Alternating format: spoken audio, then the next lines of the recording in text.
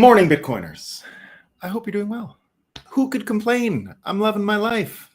Things are going great. I can't remember what I'm supposed to say when I start. I've messed up my lines, but who cares? We're doing great. We're doing great. I say that intro every day the same, and for some reason it came out differently today. That's okay. We are well slept and energized, so that's no excuse. We're waiting for the folks to come in from YouTube. Let's see how that goes. Make sure we're broadcasting correctly today. There we go. YouTube in. Ben says, good morning, plebs. Hope you're doing well, Ben. I'm indeed loving my life. Loving my life. Who could complain? Who could complain? Nobody. Impossible. It's Courtney's Fellowship of Oddballs. Good morning. I hope you're doing well. Matt. Good morning, team. Good morning, Matt. I hope you're doing well. I hope you're doing well. Oh, let me just take that light off. That's annoying. Do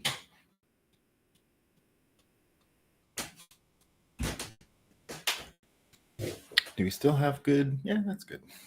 The light's still good enough. It doesn't really add much light, and all it does is give me glare. So there we go. Let's see where we are. Johnny says, good morning to my favorite thinker. I appreciate that, Johnny. That's a very kind compliment. Robert, good morning. Coffee, thankfulness, sunshine. It's a man's world. It sure is. It sure is.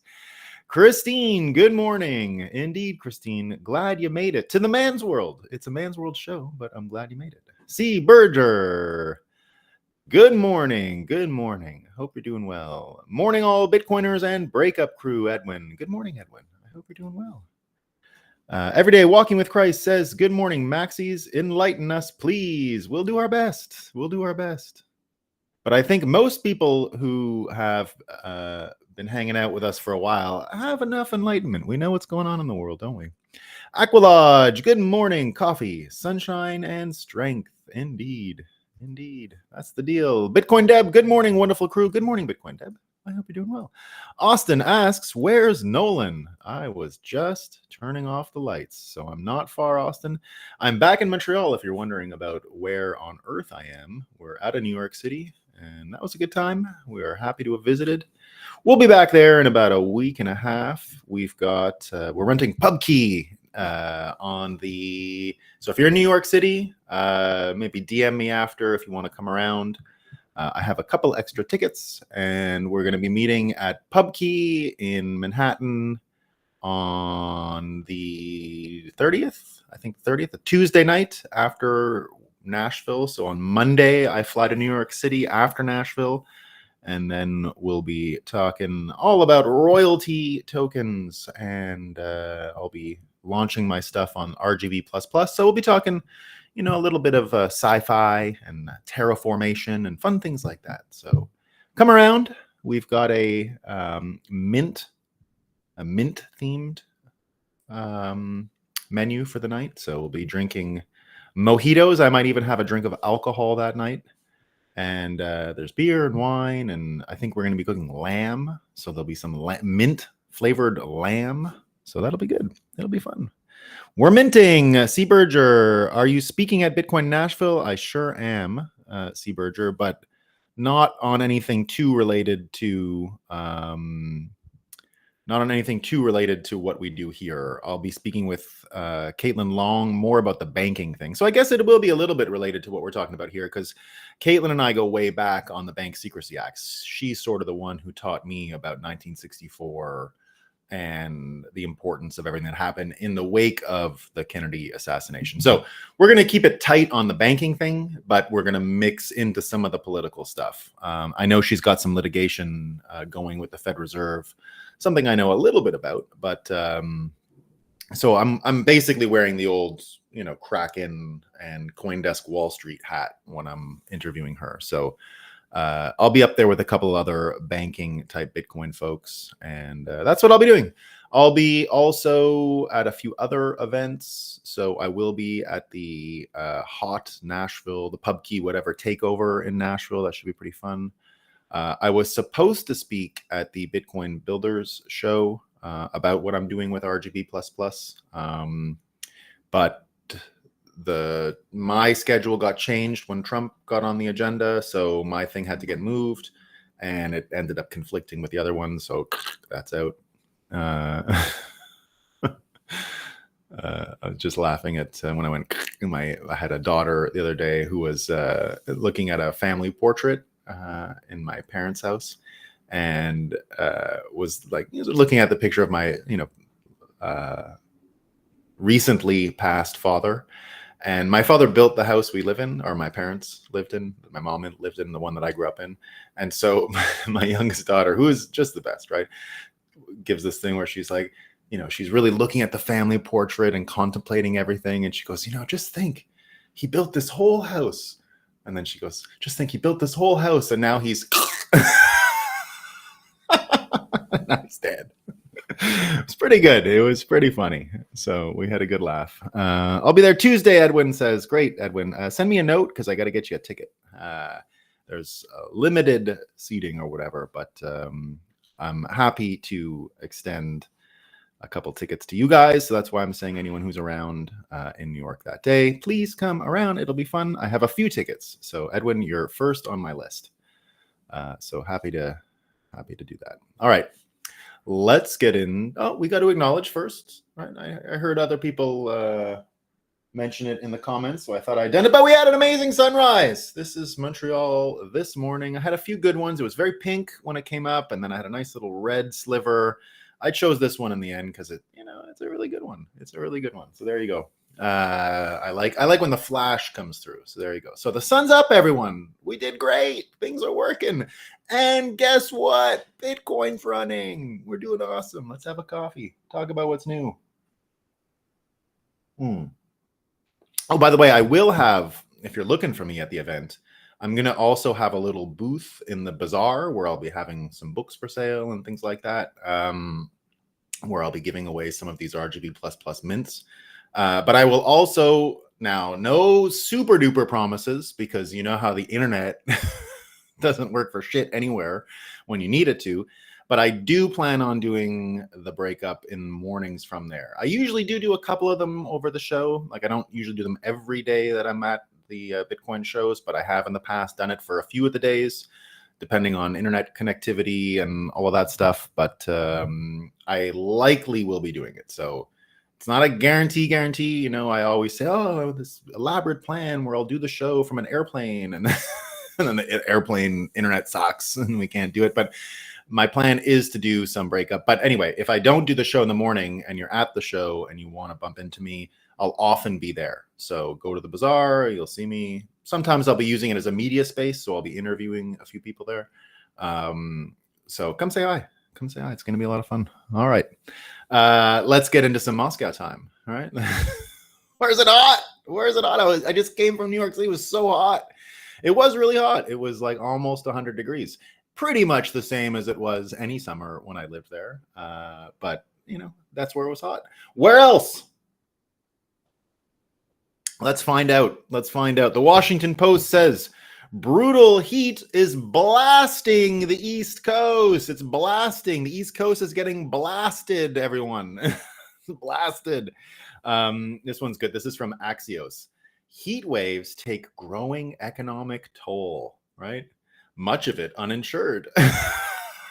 So this is about all the insurance companies who didn't understand their risk management and are, not doing great, right? But it's the heat wave. How can we have planned for the heat wave? Oh my God. That's good, right? Where else is it hot? I was just in New York. Indeed, it is hot in New York City. And I've told you many times that one of my favorite memories of New York is on hot days and people living in brownstones and apartment buildings. They'd always sleep on the fire escapes, right? That you'd see people putting mattresses out on them right now. If I would go for a walk, as I typically did with my little children in the morning right now, I would see people sleeping up on the third or fourth floors because it's too hot and the air conditioning doesn't even work, right? But who cares about air conditioning that doesn't work? New York, this is from the New York Times. New York tenants are entitled to heat, right? So this is the headline. New York tenants are entitled to heat. What about air conditioning? Landlords have to keep tenants warm in the winter, but can leave them sweating in the summer. A city councilman wants to change it, so they're gonna put mandatory. There you go, mandatory stuff, right? Mandatory air conditioning. This is good.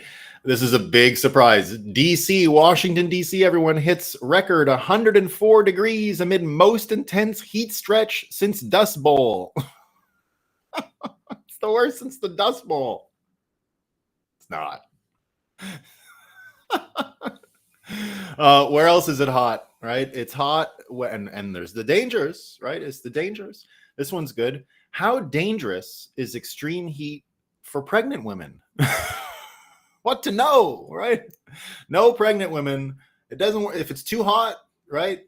Doesn't work out, right? Not going to happen. But these are my favorites, right? I've been telling you this is they're going at this one again. It's like the second time they've done it. It's really amazing, right? You gotta really take your time because I've told you it's hot. The pregnant women are worried. New York's hot. DC's hot. When's it going to end? Nobody knows, right? We need air conditioners everywhere. It's got human rights are air conditioners now. Right? But what are we going to do about this? Right? This is the big one, right? Why melting ice sheets are making our days longer. They're going back. This is the third time they bring it up. It's affecting time, everyone. The time. You have to get a new watch. All right? The Bitcoin, the 10-minute block times aren't going to make sense anymore. All right? Because their logic here, why melting ice sheets are making our days longer, is that the Earth is getting a little fat. It needs Ozempic. It's getting like fat around the waist, right? Because it's bulkier, so it's slower now. So the Earth is slower, everyone. All right, because it got a little fat, right? It needs Ozempic in the air. We're gonna start seed clouding with Ozempic. Okay, it's fat. That's too much. What are we going to do? The water is moving from the poles to the equator, everyone. It's not going to work, right?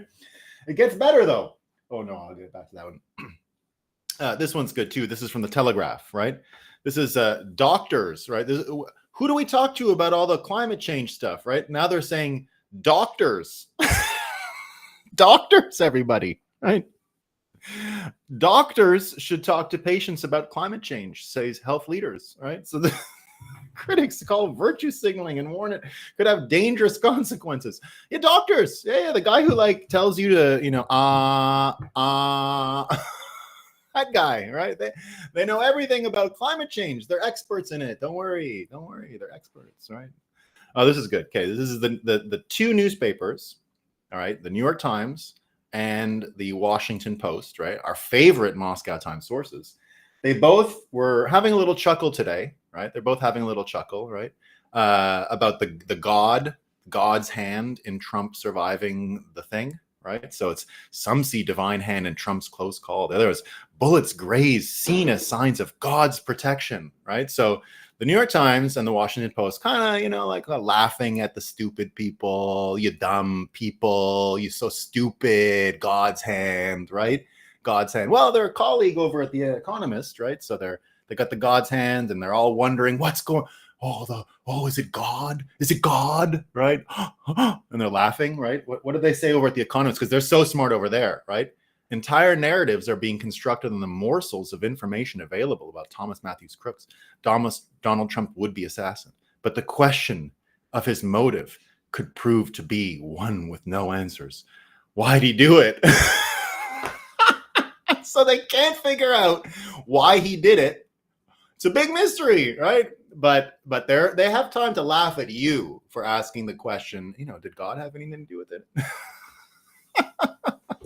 So, they don't really have it figured out, but that's okay. That's okay. We love them anyway, right? We love them anyway. So there you go. And this is my favorite. We've got Jennifer Rubin. Remember Jennifer Rubin? Oh, no, I got one more before I get to Rubin. Let me just mention, Max Boot. Max Boot. He actually wrote a book that I like called The Savage Wars of Peace. Read that in college years ago. So Max Boot is one of these Trump derangement syndrome people. Well, not really, actually. He's more of a propagandist. He's with the Lincoln Project folks, right? So he was a Bush conservative, a Bush Republican, Bush era Republican. And he's one of these people who's just like, ever since Trump came on the scene, he's the worst. So he's been calling Trump a Russian agent forever. So this is just kind of fun, right? This is just a fun news story. So Max Boot, right, calling Trump Russia. He was a big Russia guy, right? Collusion, right? The collusion delusion. So here's what happened to him. Max Boot, a deranged never Trumper who spent years falsely accusing Trump of being a secret foreign agent, is married to a former CIA analyst who has just been arrested for being a secret foreign agent. These guys are the best. What would we do without these brilliant journalists? Things would be a lot less funny, right? Speaking of brilliant journalists, this is one of my favorite too. This is Jennifer Rubin.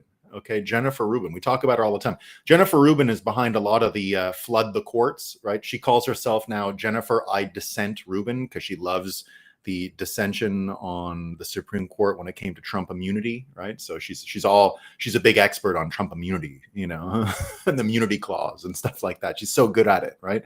So Jennifer Rubin, when JD Vance was announced as the vice presidential candidate, this is what she wrote, right? So this is what Jennifer Rubin, right, one of the main propagandists for the Washington Post, wrote, right? This is what she said. Kamala Harris waiting for the debate. So now, of course, when JD Vance takes the nomination, he's got to now debate Kamala Harris, right? So the vice presidential debate is always a thing, right? And she's accepted, Kamala Harris or whatever has accepted the debate. So they're going to have the debate, right? So she says, Kamala Harris waiting for the debate is like a kid eyeing a candy store, she says. Okay. Seth Dillon from the Babylon Bee says, I love candy. Candy tastes good. I like all types of candy. It is so yummy and sweet. Sugar is what makes me candy sweet. Every time I eat candy, it makes me so happy. I wish I could eat candy every single day. Kamala Harris. So she chose an analogy that makes her sound as dumb as you could think anyone could ever sound. Have you ever seen children in front of candy? They're not even human anymore. They're just like beasts, right?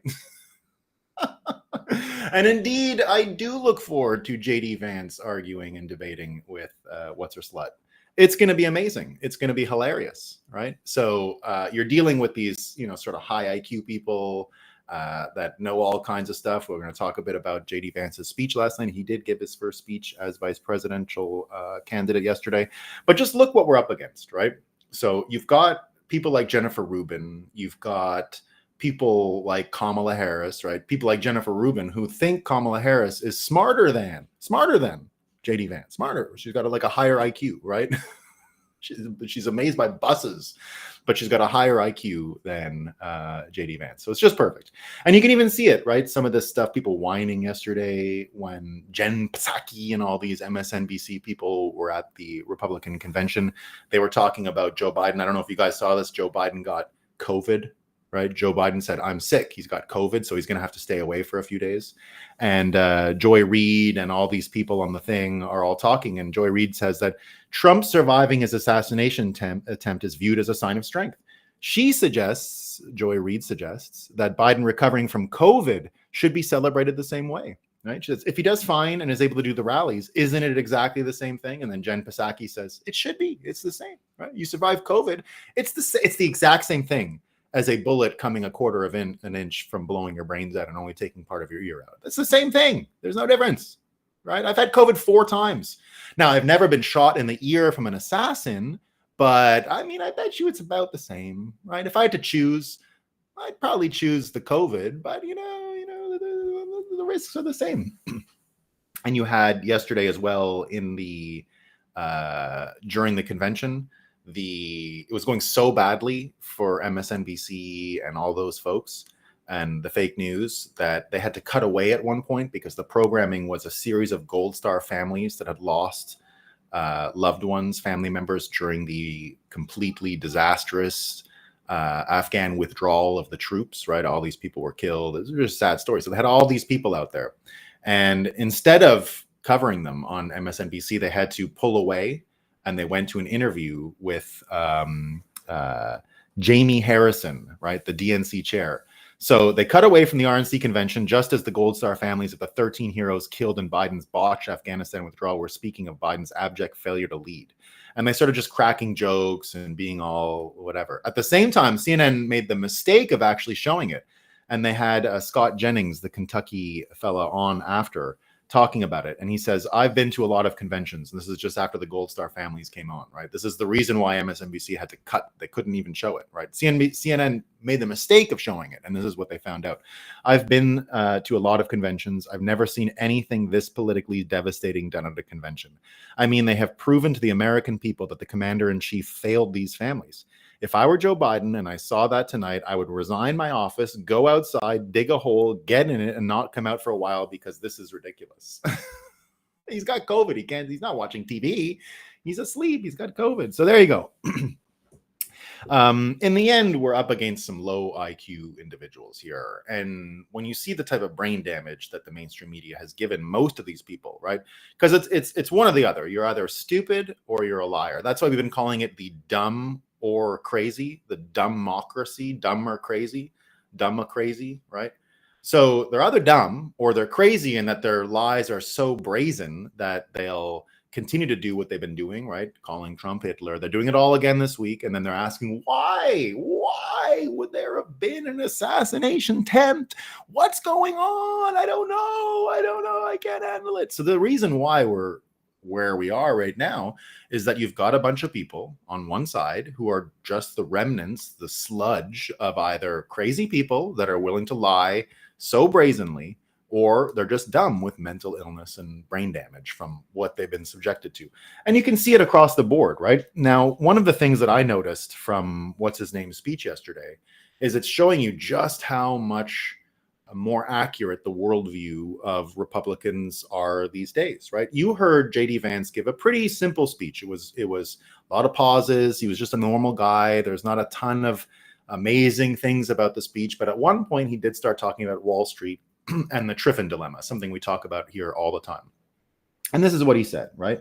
He comes out and he says that President Trump's vision is so simple and yet so powerful. We're done, ladies and gentlemen, catering to Wall Street. We'll commit to the working man. We're done buying energy from countries that hate us. We're going to get it right here from American workers in Pennsylvania and Ohio and across the country. Safe to say, this would be our adversary's worst nightmare. So what you're seeing, and then Josh Hammer says, J.D. Vance's speech tonight will be remembered as an epical moment for the Republican Party. It's the arrival of the national conservative / new right on the biggest stage in all of American conservatism. And it's the end of the neocon establishment that was all about the petrodollar and maintaining the world reserve status of the US dollar above all else, right? And so when you start to see the world changing to the extent that it is, when you start to see the Republicans go all in, you can even tell it from the backgrounds of these people. You know, this is one of the more interesting things about the Triffin dilemma that we've been talking about. The Triffin dilemma basically being that if you have the world reserve currency in your country, you're incentivized to run huge deficits and debts. You're incentivized to create a system that favors financial engineers and the Wall Street people versus the working people, because you're not actually trying to manufacture, you're not actually trying to export, you're trying to export paper and debt to other countries so that everything you consume in your country is cheaper and more accessible.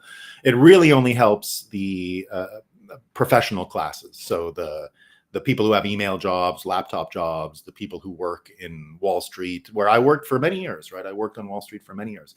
And again, I came to Wall Street not as someone I came as a Bitcoiner, right? I came with the message, this is the last run you guys get at this. This is the last run where the top cream of human capital come to this type of industry, because they're going to go elsewhere after. They're going to go back into new things. This is the result and the consequence of us living with the Triffin dilemma for years. We've put financial engineers on a pedestal because it's the highest paid job in our society. And if the highest paid job is what it is, the best and brightest will go to it. So for an entire generation, the best and brightest had gone into this field. Not anymore, right? This is what we have. And I find this pretty interesting, right? This is the career backgrounds of all the politicians we've seen so far in all of this history of our political system. And indeed, they're almost all career politicians, right? The only one that would have been Mitt Romney in 2012, and he was a private equity legend. But this is more of the financial engineer stuff. He was a financial engineer, right?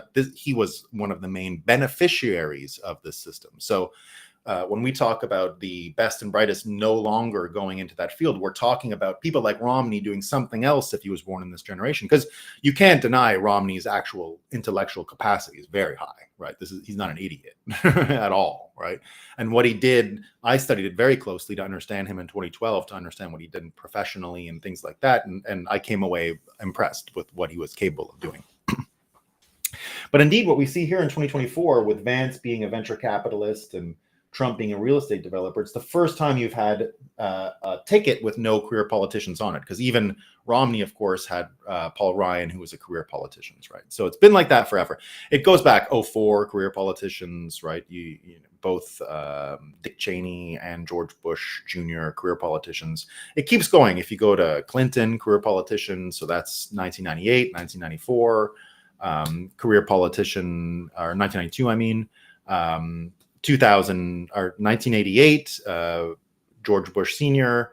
Was he a career politician? I think so. I mean, he did go in and out, but he was mostly a career politician. His first gig in the 60s, when he got out of the military and was to go down and do some oil business in Texas, but he immediately ran for Congress, right? He's a congressman first. He was a congressman in the 60s.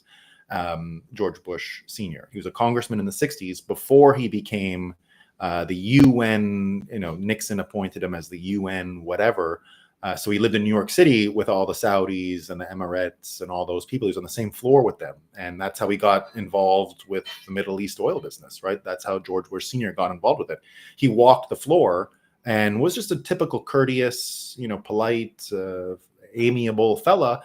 And he met all these other oil barons, and that's how the Republican Party ends up getting so entrenched with those people. So again, career politician. So I haven't really done the math on how far it goes back. I think it goes way further back than this. I guess Reagan would have been the only one.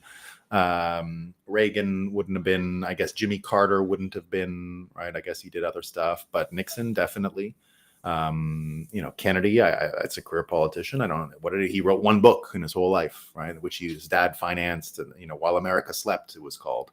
And, that was his thesis at Harvard. So he went to Harvard straight to being a senator and all that stuff. So there you go. They've been career politicians forever. So to have a full ticket of no politicians is a totally new thing. And what we're seeing now is the intellectual difference that makes. And the intellectual difference that it makes is big, right? We're seeing now that the intellectual capacity of people who are following this stuff, in particular the Bitcoiners, right, who are getting more and more involved in politics because we've got a full ticket now with Trump and Vance that speaks our language. When we hear Triffin dilemma explained so simply to people, and when you have people that are capable of explaining it that simply, you're leveling up, right? You're leveling up, and you're able to understand what some of these big differences are. And because JD Vance does come from a very blue collar background, you heard him express it yesterday when he was talking about marrying his wife. There's he married an Indian woman, and of course with Indian marriages, there's what you give, the dowry-ish stuff. So he says, this is what you're getting from me, right? He goes, I've got $100,000 and something in law school debt and a funeral, a cemetery plot in the Kentucky hills. That's all we own, right? Other than that, we don't own anything.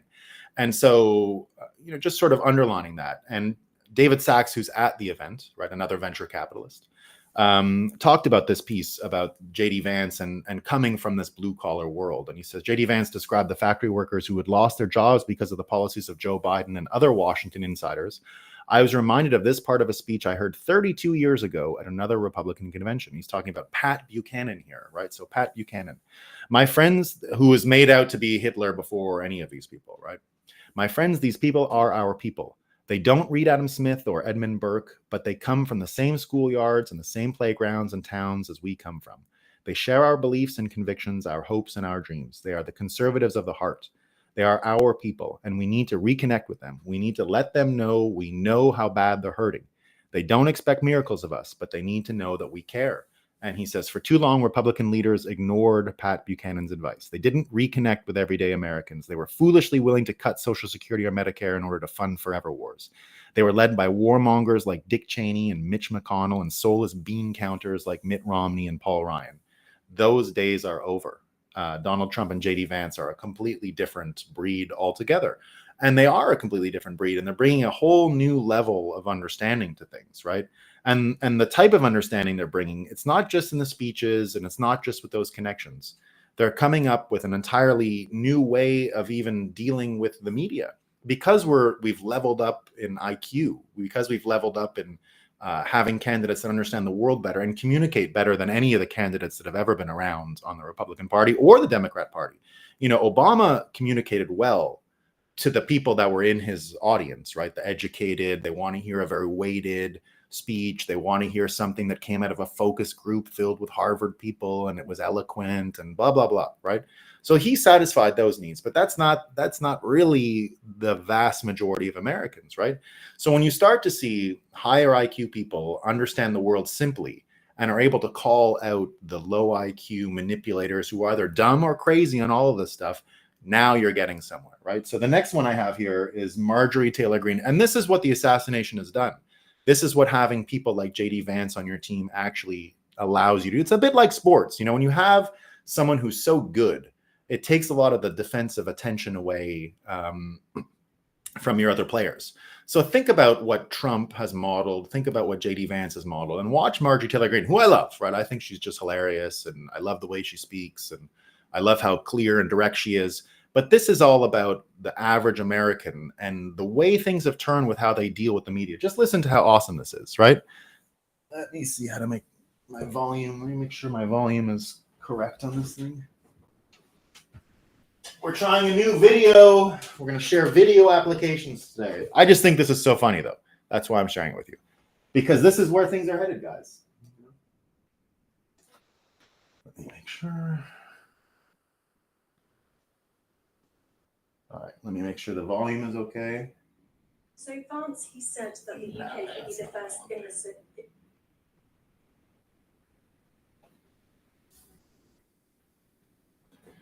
Let me just change the volume settings here.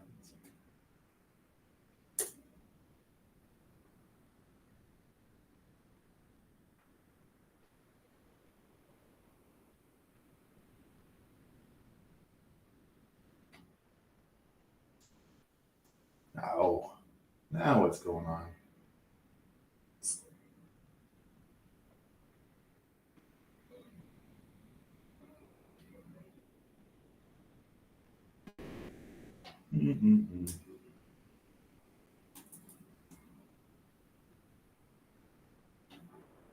So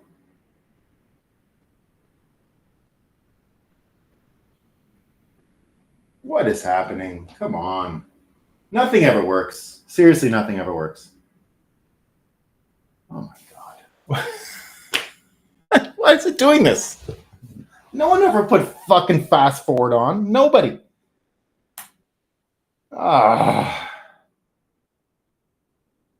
It'll work fine when I put the speakers on this one, which is retarded. So Vance, Yeah, that's all I had to do is change the fucking sound, and then it fucking plays fine. What a dumb fucking world. So Vance, he said that the UK. Okay, now I'm going to try and put the fucking speakers back. And of course, it's going to make it fast forward again. Because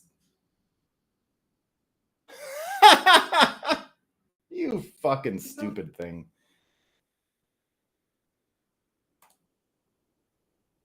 Oh, now the sound's not so I didn't touch the sound at all, but now it's not coming through because it's not fast forwarding. Oh my fucking Lord. Why even put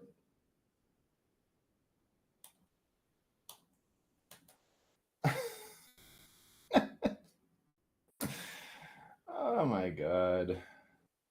All right. I guess for some reason it's not going to let me do the sound. So Vance, he said that the UK could be the first Islamist country with nuclear weapons under the new Labour government. Doesn't that paint a sour picture for relations with the UK? Can you hear it? Let's talk about the words of the. Can you hear it? Can you just let me know if you hear it? It's a conspiracy. Thanks, Apple. I just want to make sure you can hear it, okay? Just someone let me know if it can hear. I know there's a bit of a delay here, but just let me know if you can hear it.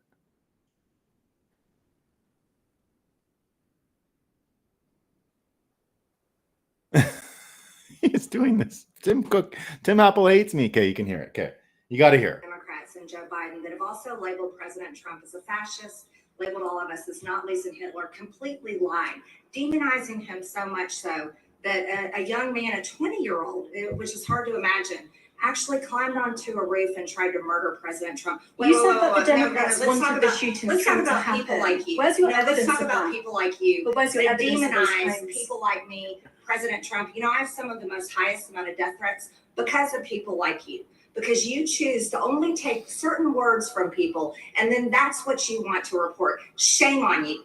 Shame on you. But Because where's your no. evidence? You're the problem. And where's this woman from? The Times. You're from the Times. Okay, you're ridiculous. And you're the problem in our country. You lie about people like me. This is the first time you've ever talked to me. I want you to know I'm a regular person like you. I'm also a mom. I have 3 kids. And we have to put up with the most unreal amount of bullshit because of little liars like you that take your job and turn it into political activism. Your job is the press. You should report the news. Not lie about it. You don't get to ask any more questions. I'm done with you. Okay. Because you're the cause. You're One the more cause thing. You of call our the country. Democrats No. party You're the of cause of pedophiles. our Do you have country any being response to divided. that? You're the cause of our country being divided. You're the cause of President Trump almost being assassinated. You're the cause of everything wrong Where's in your America. evidence of those No, claims? you're done. You're done. Yeah, go back. Thank you. Is JD Vance gonna? You're done. You're done. They're done. They're done. And we know they're done. We can tell they're done because when you start to realize, when you start to be able to put them in a corner like that and beat the shit out of them in the corner the way she just did. I mean, imagine the feeble IQs we're actually dealing with at the end. Again, it's either they're stupid and crazy and brazen liars or they're low IQ, stupid fucking people, right? I don't mean super low IQ. I don't know. You saw Wall Street Bets put out the perfect bell curve yesterday, where the very low IQ love the Bitcoin and the very high IQ love the Bitcoin and the MAGA, but then the middle people are like, right? So the typical meme that everyone loves. So what we're seeing here is those squeezed middle IQ people have nowhere to go, because what we're seeing come out, what we're seeing with Trump embracing the actual simple plan, right? Getting rid of the Triffin dilemma, getting rid of what we all understand in Bitcoin as very simple economic outcomes that are easy to predict if you make these decisions. The Triffin dilemma was known to people like Pat Buchanan years ago, and they've been talking about it for years because it's very obvious that this was going to be the consequence. It was very easy to predict that we would end up here. Now, when you see Trump embracing someone like JD Vance, right, what does that do to someone like Mark Cuban?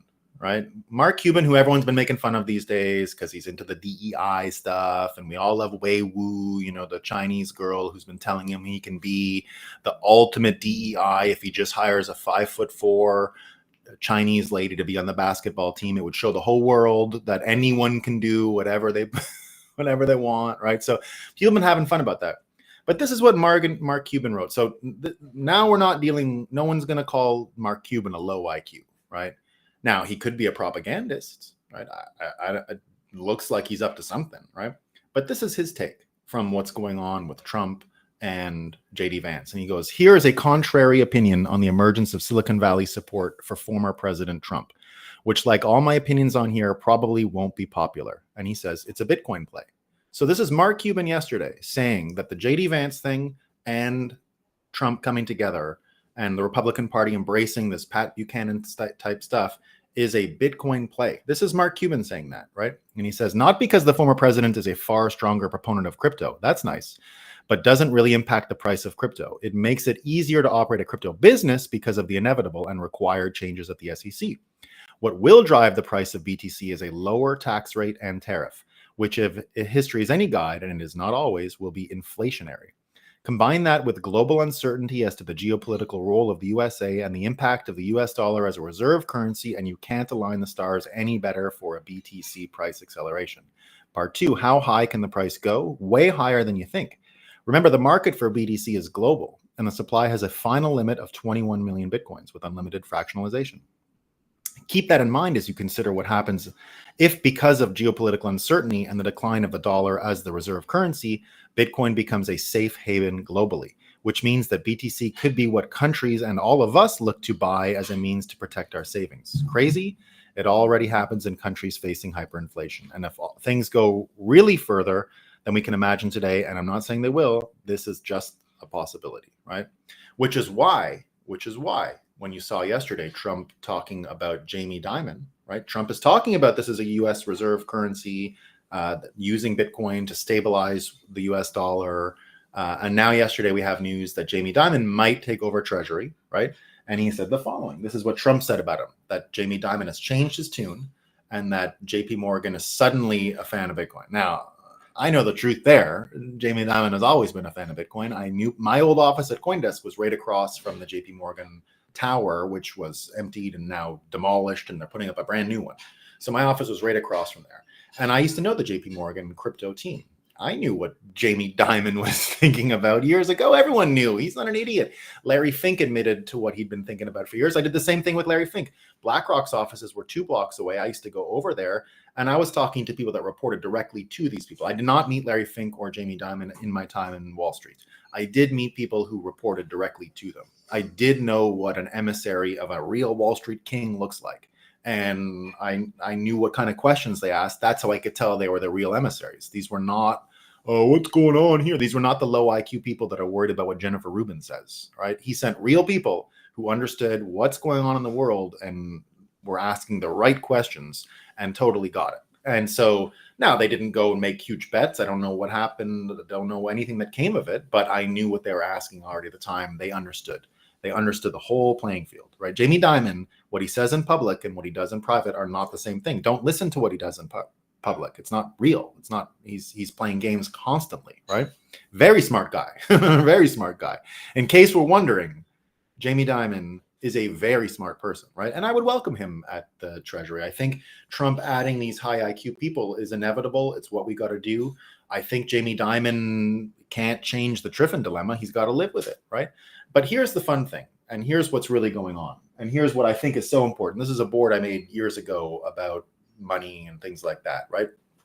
Now, control money, these are sort of the basis of the nodes that perpetuate the fiat system. We all know them as the banking system, the media, energy. That's either a social media likability, like non-conflict, and then the war machine, right? Whereas Bitcoin, of course, is just time, and it's just Bitcoin and someone's own personal, habits and trajectory and systems they use to understand the world. So when we start thinking about, because now we're dealing again with these middling IQ people versus the super smart who are starting to coalesce around Bitcoin. And as these people coalesce around Bitcoin, what they are talking about is exactly what Mark Cuban is talking about, and exactly on what terms Jamie Dimon would have to accept Bitcoin as something that changes actual ways in which countries relate to each other on the international scene. And so when you start to, now I'm going to move to the Trump assassination stuff for a second, and just say that what the degens understand, what Bitcoiners understand about Trump and going right back to Kennedy and what we've learned from shorting and what we've learned from the markets. I've said a million times, and this is one thing I say that is a benefit to Bitcoiners about crypto people, right? I've said before that, when we actually do our thing and storm the beaches in our own D-Day, which is to start sinking national currencies, start shorting fiat currencies into the ground, right? I believe the Canadian dollar will die from Bitcoiners. But I've always said that the crypto people will kind of be like D-Day artillery, they'll come and join the fight, right? Because they've learned, and I predicted from the very beginning what a devastating thing it would be because of Bitcoin and crypto trading, because the highest IQ people made the Wall Street trader thing the greatest job of their generation. All the smart people did it. It became like rock star stuff. If you go and you're successful in banking, you're kind of a celebrity, or trading, you're kind of a celebrity. So once this archetype was created and all these crypto people copied it, what they ended up learning about, right, and the education that most Bitcoiners have received is on global finance. And this was not something that was ever taught. This was learned accidentally by a bunch of people. This is stuff I didn't even know about. I tell this to people all the time. Before Bitcoin, I had a law degree. I had lived all around the world. I was working for the Senate Banking Committee in Canada, and I had no idea about financial literacy. I was a financial illiterate until Bitcoin. But Bitcoin has taught everyone that it's actually simple. The Triffin dilemma. None of this stuff is as complicated as we once thought it was, right? And because it's so much more accessible and it's so easy to understand when you have smart people like JD Vance and Donald Trump and now Mark Cuban and Jamie Dimon and all these people getting involved, you're going to start seeing the filter on reality becoming more realistic, right? You're going to see the filter on truth becoming easier to see because it's not being clouded by all these fiat opinions. It's not being clouded by this whole control filter that is actually the money, right? You're not having an orchestration and dark magic define and suggest what people should be afraid of and people should want, right? The root key access to people's subconscious was monitored and controlled by this system here, but that's changing. The root key access to our brains is actually changing. What we're afraid of, what we want is changing. And Bitcoiners understood this, right? We understood the Triffin dilemma. We understood Cantillon errors. We understood all of this stuff through learning about Bitcoin. But now that's going to actually be broadcast widely when you have someone like JD Vance who can talk about it the way he talked about it, right? Which is why when we look at the Trump assassination, this is something that someone brought up, and this is the control versus money thing again. Now, I don't know anything about what happened to Trump and the assassination. It's still between two realities, right? It could be the incompetence filter, and it could be the coordinated event filter. I don't know the answer. I don't. We're going to talk about it in a second, but Bitcoiners are going to find out, and I'll tell you why, right? So first of all, we understood this frame, right? Now, I don't know if any of this these facts are true, but I don't know if this is actually a truthful context, but it's important anyway because Bitcoiners understand this. Kennedy, right, June 4th, 1963, started talking about putting America off the Bretton Woods system and back onto a type of gold standard, right? Allowing the issuance of silver certificates threatening the central bank. November 23rd, JFK becomes the youngest U.S. president assassinated.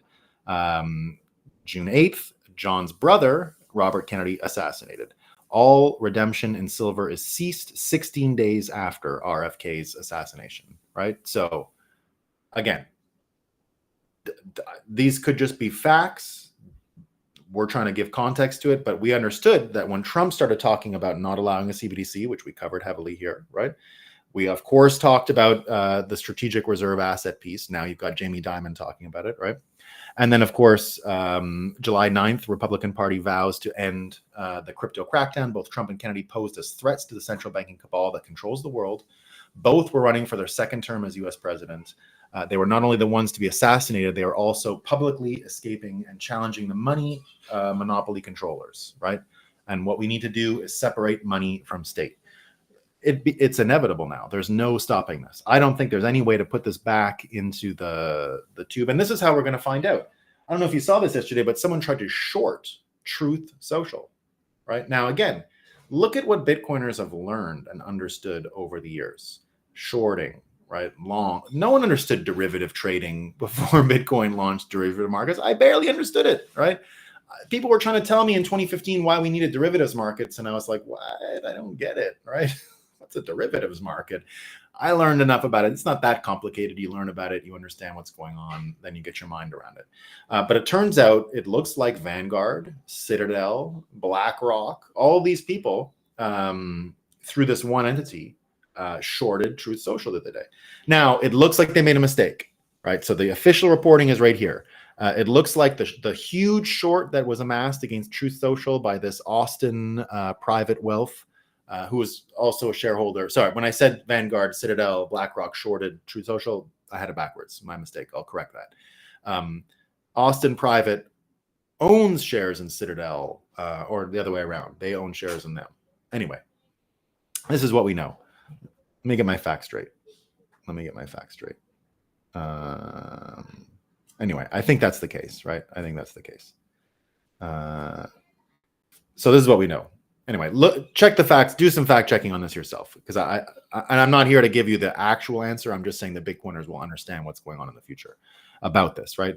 So Austin Private Wealth, right? The firm accused of putting up a huge short against Truth Social, the company that Donald Trump owns, a day before he was assassinated. It says the following, right? It was an incorrect statement. Could be true. It could have been an incorrect statement. So they refiled it. The SEC filing, which showed that Austin Private shorted a large number of Trump Media and Technology Group shares, was incorrect, and we immediately amended it as soon as we learned of the error. No client of APW holds or has ever held a put on DJT in the quantity initially reported. The correct holding amount was 12 contracts or 1,200 shares, not 12 million shares, as was filed in error. Submitting the required report for the second quarter of 2024, a multiplier was applied to a third-party vendor that increased the number of the shares by a multiple of 10,000 for all options contracts, right? They deeply regret the error, blah, blah, blah, blah, blah. But this could all be true. The point is, we understand we can't be hoodwinked. We can't be rolled on some argument about them shorting it and not getting caught, right? We can catch them, right? We can catch them. And so that's the major advantage that we have. We are literate in all of this stuff now. We understand what they're doing, and it's impossible for them to lie about it. It's impossible for the low IQs there to lie about it. So we're learning more. We've got Victoria Nuland, right? Our favorite. Remember I warned you about Victoria Nuland when she retired, right? Victoria Nuland retired. She's the one who did the Iron Maiden thing in Ukraine, and everyone said, "Oh, she's off the board." I said, "No, she's coming here. She's coming to operate in America." And apparently she was guaranteeing that Trump won't be president just the other day and kind of laughing about it, right? Nah, I don't know if she's involved in it, right? But we see more stuff here, right? We've got all kinds of people talking. Kanakoa the Great, the officer who confronted Thomas Matthew Crooks on the roof, radioed a blanket tactical channel, and there was an individual on the roof with a weapon. So it looks like either incompetence or a deliberate act. But we're going to find out, right? We're going to find out. And we're not going to be rolled anymore, and we're not going to be so gullible that we fall for this stuff like we once did, right? And that's the major difference. And for me anyway, Bitcoiners understand what shorting is, and we understand what financial manipulation is. And so it's going to be very difficult to pull the wool over our eyes any longer. And when you hear people like Jamie Dimon starting to come around to speaking more truthfully and not hiding what he's talking about because it serves as control, we're getting there, right? We're getting there. Mark Cuban and all these people, we're getting there. All right, let's see what the comments say. Crypto Truth, it's a mathematical certainty that Bitcoin will be the world stable currency. Yeah, it looks like it. It looks like it. 1 BTC equals 1 BTC. Indeed. Bitcoin Deb says, to think 15 years ago, I watched Good Morning America every morning with my coffee. Now I watch The Breakup. I have evolved. Thank you, Bitcoin Deb. We love it. It's all tribal bullshit now that the Bitcoin tribe, as long as we're talking about how fucked up everything is coming to power. Just saying, yeah, it is. Of course it's tribes. Of course it is. There's no getting away from that, Crypto Truth. And Bitcoiners are an absolute tribe. I mean, you don't want to deny that, right? Wake up, break up, breakfast show. Yeah. Are we still living among bug munching sludge people transacting on CBDCs, hating BTC under? Yeah. Muslim Bitcoin. There's some people that are never going to be able to figure it out, right? Just some that are never going to be able to figure it out, right?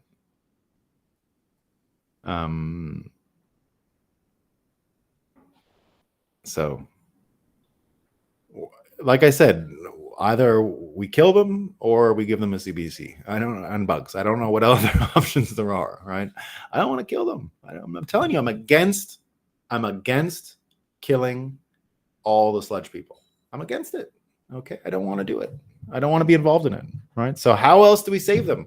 Teach them about Bitcoin? They're not going to get it, right? So what do you do? The answer is to just become so efficient with capital allocation that we can afford it, and which I think will be the case, and we'll just afford it, right? Any suggestions for other live morning shows to stay out of the fog? I don't know, man. I'm inclined to believe that it's incompetence. Crypto Truth says, yeah, we don't need I